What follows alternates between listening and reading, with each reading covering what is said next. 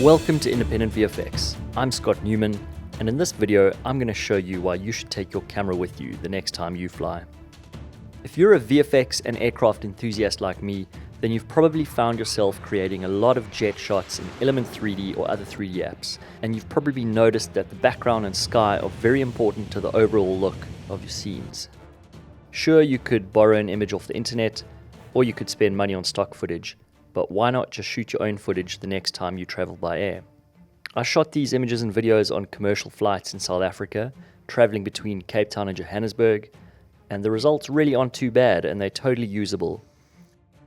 All of these were shot on a Canon 5D Mark II.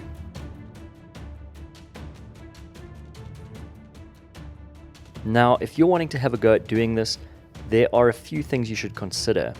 Make sure you have a camera with manual controls that shoots video in HD. As a rule, underexpose your footage by a stop. That way you ensure that the white of your clouds won't burn out. Shoot on a fixed lens. Don't zoom during the shot or the shot won't be of much use to you. Try and keep the camera as steady as possible.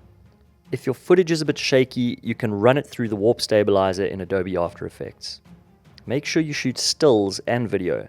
Sometimes a high-resolution still can be more useful to you, and you can create the illusion of movement with a still quite easily with the corner pin technique. Shoot on a wider aperture as this helps to blur out the gunk and scratches on the window of the aircraft. Most importantly, book a window seat that is in front of the wing, otherwise the wing of the aircraft ends up in your shot. Work out the direction of travel for the trip you're doing, and book a seat on the more interesting side of the aircraft. As a rule, shooting towards the sun generally gives you better looking and more dramatic results, and you'll get shots where the clouds and landscape have nice three-dimensional shading. If you have the sun directly behind you, then it tends to flatten out the landscape and the clouds. The only downside to shooting on the sun side of the aircraft is that if you're pointing your camera directly into the sun, then the lens flare tends to be too overpowering and it shows up all the scratches and muck on the window. So if you follow these steps and you take your camera with you the next time you fly, you're sure to get some great looking original footage to use for your visual effects aircraft scenes.